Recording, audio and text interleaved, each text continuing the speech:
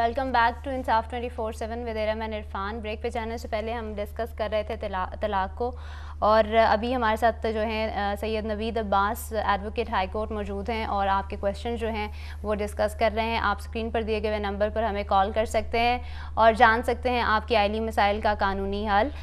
جی, یہیں پر ایک کالر کو پروگرام میں شامل کریں گے. دیکھتے ہیں ہمارے ساتھ کون ہے. السلام علیکم. ہیلو, السلام علیکم. وعلیکم السلام. کون اور کہاں سے بات کر رہی ہیں؟ میں نازیہ بات کر رہی ہوں فیصل آباد سے. جی نازیہ, کیا کویشچن ہے آپ کا؟ میں نے یہ بات کرنی ہے کہ میری شادی کو 4 ماہ ہو گئے ہیں, تو میرے ہسبینڈ نے مجھے نا اپنے ٹی وی سیٹ کی پلیز آواز کم کر دیجیے گا نازیہ. مجھے میرے ہسبینڈ نے میکے آنے سے منع کر دیا تھا. میری شادی کو 4 ماہ ہو گئے ہیں اور اس کے بعد انہوں نے مجھے نا ڈیورس دے دی تھی منہ سے نا 3 دفعہ, اور اس کے بعد پھر ہم نے حلالات اختیار کر لیا تھا. حلالات اختیار کرنے کے بعد پھر میں وہاں پہ چلی گئی تھی. اس کے بعد پھر انہوں نے مجھے یعنی کہ میکے بٹھا دیا تھا. میکے بٹھانے کے بعد اب انہوں نے میرا زیور کھینچ لیا, ہر چیز کھینچ لیا, اور میں یہ پوچھنا چاہتی ہوں کیا میں اس حق مہر کی حقدار ہوں یا میں ان سے کیا کس طرح ڈیورس لے سکتی ہوں یا وہ مجھے اب رکھ سکتے ہیں؟ جی thank you very much Nazia. ابھی آپ کے کویشچن کا آنسر کرتے ہیں. ابھی ہمارے ساتھ فیصل آباد سے نازیہ تھیں اور ان کا کویشچن کافی سرپرائزنگ. جی پروگرام میں کچھ وقت کم رہ گیا. لالا موسیٰ ضیاء علی شاہ صاحب ہمارے ساتھ موجود تھے اور اسی طرح مظفر صاحب موجود تھے ہمارے ساتھ فیصل آباد سے. ان کے 2 سوال تھے, شارٹلی اس کو آنسر کرنے کی کوشش کرتا ہوں. سب سے پہلے آپ نے بتایا کہ نادرہ کے آفس میں کرپشن کا کوئی معاملہ تھا, آپ FIA میں اپلیکیشن دے دیں.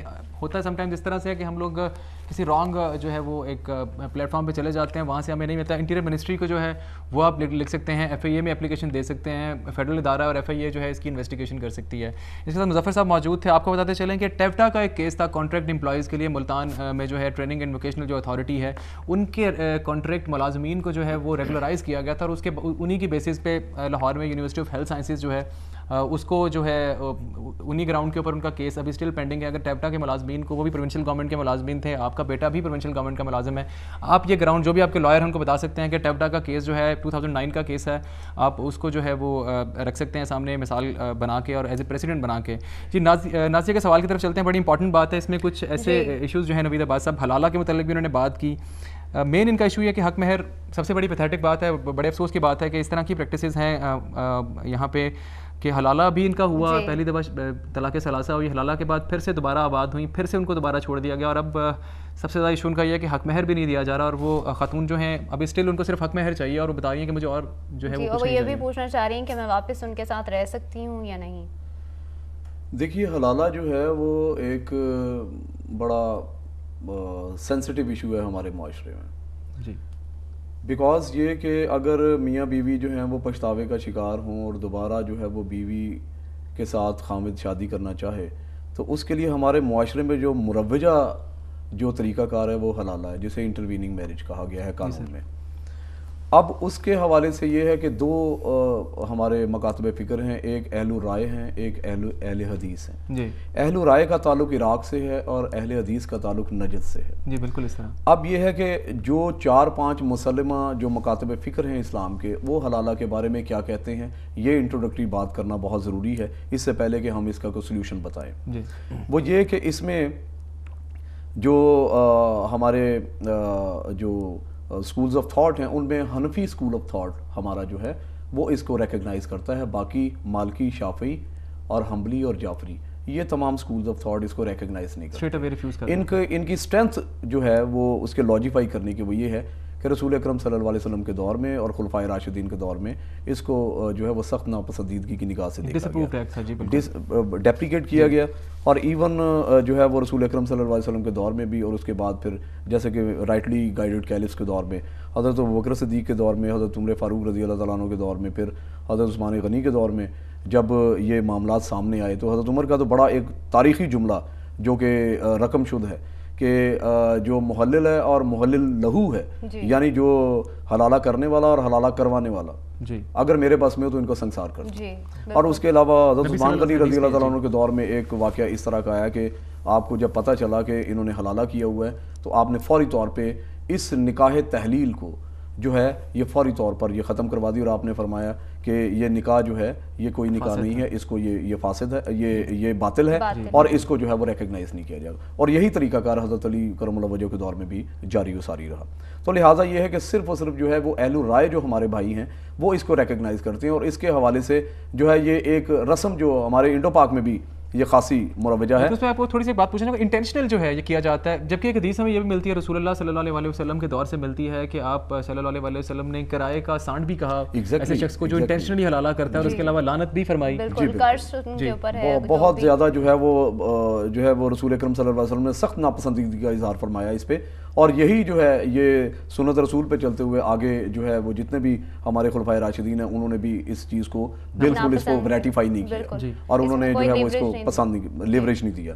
اب ایسی صورت میں جو ہے وہ ہمارے یہاں پہ کئی ایک ایسی مثالیں بھی ہیں, بغیر کوٹ کیے ہوئے یہ بات کی جا سکتی ہے کہ لوگ حلالہ کے لیے اپنی بیویوں کو جو ہے وہ غیر مردوں کو, یہ شب بصری کے لیے جو ہے وہ چھوڑ دینا, اور اس کے بعد یہ کیونکہ مینلی جو ہے وہ بیوی غیرت ہوتی ہے, اور اگر بیوی جو ہے وہ کسی تھرڈ پرسن کے ساتھ رہ رہی ہے اور پھر وہ واپس آ جاتی ہے تو اور بیمار ذہنیت کا مرد جو ہمارے معاشرے میں بہتات میں پائے جاتے ہیں, وہ ساری زندگی اگر خدا نہ خاصہ خاتون کا شادی سے پہلے کہیں افیئر ہے وہ اس کو نہیں بخشتا, تو ایسی صورت میں ایک خاتون جو ہے وہ تختہ مشق کیوں بنے, جو جبکہ غلطی خامد کی ہے, اور اس نے اگر جو ہے وہ نشے کی حالت میں طلاق دے دی ہے یا غصے کی حالت میں طلاق دے دی ہے یا وداؤٹ اسائننگ اینی ریزن طلاق دے دی ہے, تو بیوی جو ہے وہ کسی اور ایسے ناپسندیدہ شخص کے ساتھ گزارا کرے. اور بعض اوقات جو ہے حلالہ کے بڑے بھیانک جو ہے وہ انجام بھی اور نتائج بھی ہمارے سامنے آئے ہیں کہ لوگوں نے جو وہ اپنی بیویوں کو واپس جب لینے کے لیے گئے تو بیویوں نے آنے سے انکار کیا, اور اس کے بعد پھر لڑائی جھگڑے ہوئے, پھر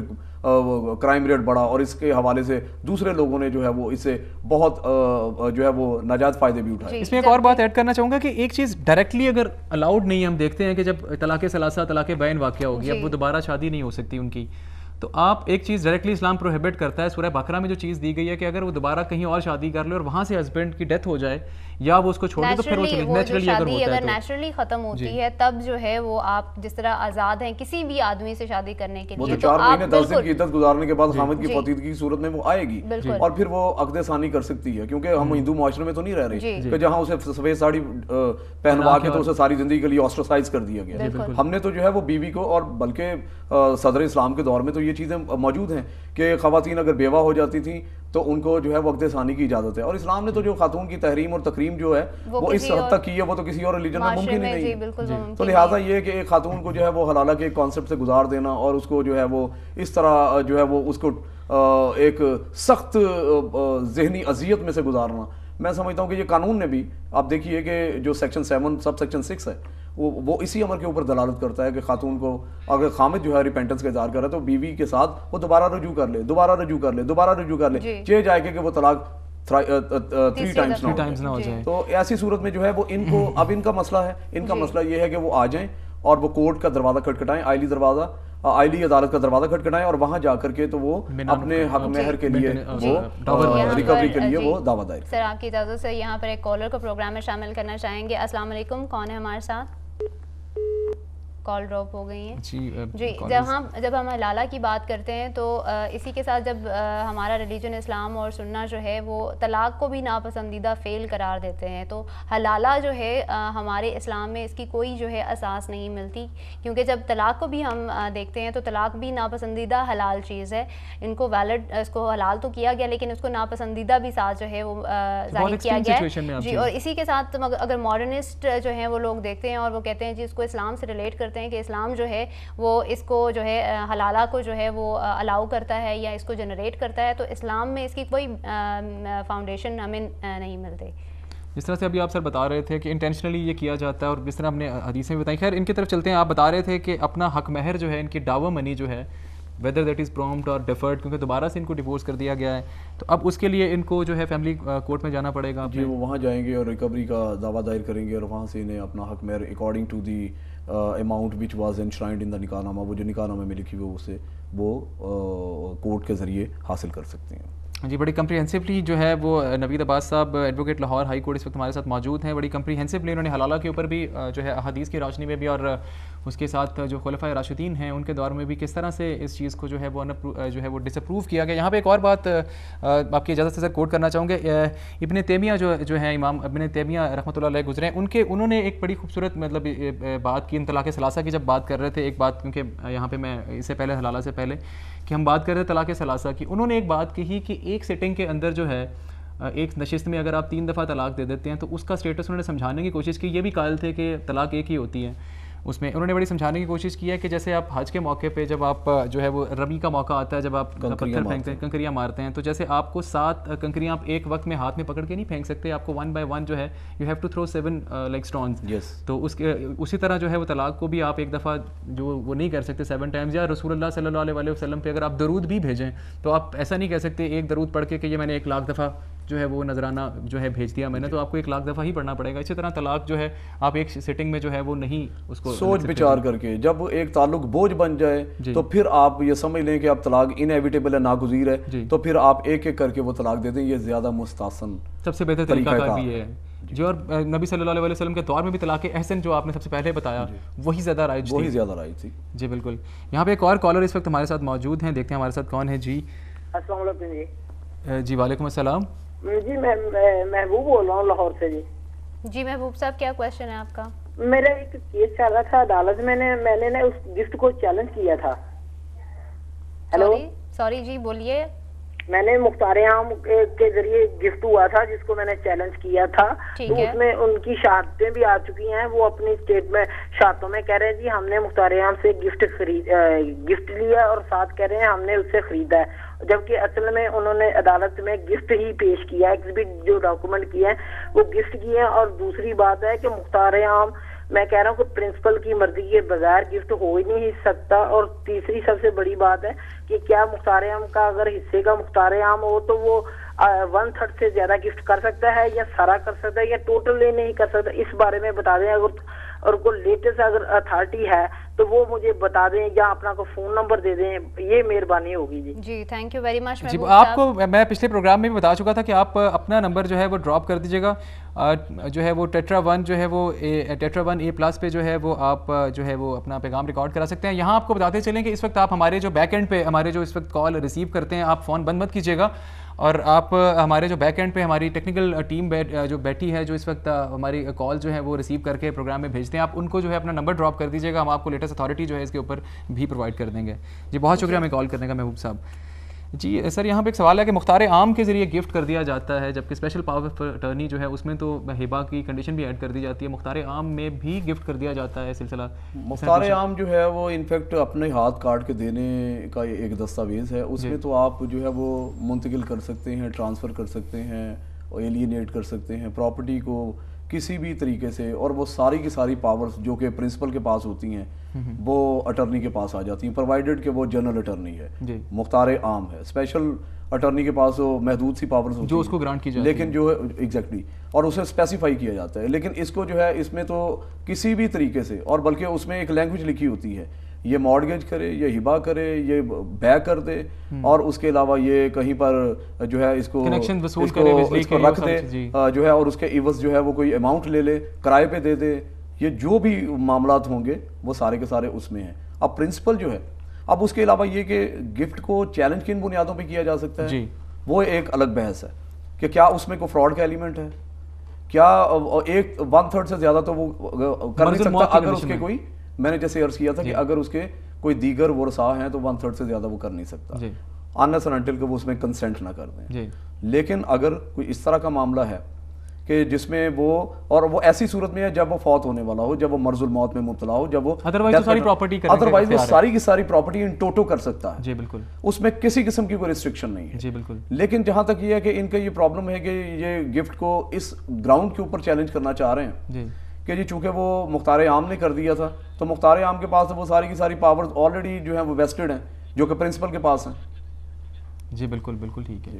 جی سر اس وقت پروگرام کا وقت جو ہے ہم تھوڑا سا اختتام کی طرف چلیں گے, اس وقت پروگرام کا وقت ختم ہوا جاتا ہے. کوئی آپ میسج دینا چاہیں اس اپنے, ہمارے پاس چند منٹ اس وقت باقی ہیں, اگر آپ کوئی بھی ہمارے اس پلیٹ فارم سے میسج دینا چاہیں, ہم کوشش تو کر رہے ہیں لوگوں کو اویئر کرنے کی, ایجوکیٹ کرنے کی اپنے اس پلیٹ فارم سے, صرف مسائل یا ایشوز کو ریزالو کرنے کے ساتھ ساتھ ہم کوشش کرتے ہیں کہ لوگوں کو اویئرنیس جو ہے وہ بھی پرووائڈ کی جائے. ہمارا آبجیکٹیو یہی ہے کہ ہم لوگوں کو جو ہے وہ ایک ایڈوائس دیں, لیگل ایڈوائس دیں, ان کو ریمیڈی پرووائڈ کریں, نہ کہ ان کو الجھا دیں, قانون کو سمپلیفائی کر کے جو ہے عام فہم بنایا جائے. اس میں آپ کچھ ایڈ کرنا چاہیں؟ اس میں یہی ہے کہ قانون سے نابلد نہیں ہونا چاہیے, ہر شخص کو اپنے حقوق و فرائض کا علم ہونا چاہیے. نارملی ہم لوگ جو ہیں وہ اپنے ان حقوق کے بارے میں تو بہت زیادہ واصفرس ہوتے ہیں, کہ جو ہمیں عمومی طور پہ حاصل ہوتے ہیں لیکن قانونی طور پہ جو ہمیں حقوق حاصل ہیں ان سے ہمیں آگہی نہیں ہے. آپ کے اس پروگرام کے توسط سے میں سمجھتا ہوں کہ آپ جو ہیں وہ ایک بڑی خدمت سر انجام دے رہے ہیں کہ جس کی وجہ سے عامت الناس کو جو ہے وہ قانون سے واقفیت اور آگہی مل رہی ہے, اور یہ صحیح جو ہے یہ واقعی صحیح جمیلہ کہی جا سکتی ہے چونکہ آپ جو کام کر رہے ہیں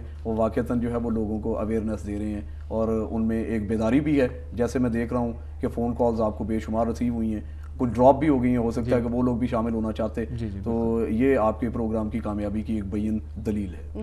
جی بہت شکریہ سر ہمیں جوائن کرنے کا. جی یہاں پروگرام کا وقت ختم ہوتا ہے. ویورز آپ کو بتاتے چلیں کہ ہم آپ کی مدد کے لیے 24 hours a day 7 days a week یہاں موجود ہیں, but the condition is you have to write to us. ہمیں لکھتے رہیے گا, ہمیں ای میلس کرتے رہیے گا, ہمیں کالس کرتے رہیے گا, so that we could make our program more and more better. Thank you very much for watching Insaf 24/7 live with Irfan and Iram. اللہ حافظ.